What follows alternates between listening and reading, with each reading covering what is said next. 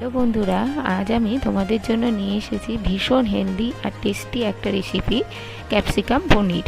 তাহলে চলো আর দেরি না করে শুরু করা যাক। ক্যাপসিকাম পনির তৈরি করতে নিয়েছি 200 গ্রাম পনির, 2টো এলাচ, দারচিনি, তেজপাতা, কাসুরি মেথি, আর নিয়েছি টমেটো বাটা, আদা বাটা, জিরে বাটা, ধনে গুঁড়ো। এরা নিয়েছি টক দই আর কাজু বাদাম, কিশমিশ আর মগজ একেবারে সুন্দর করে বেটে নিয়েছি। এবার কড়াইতে তেল গরম করে পনিরগুলো ভালো করে ভেজে নিতে হবে।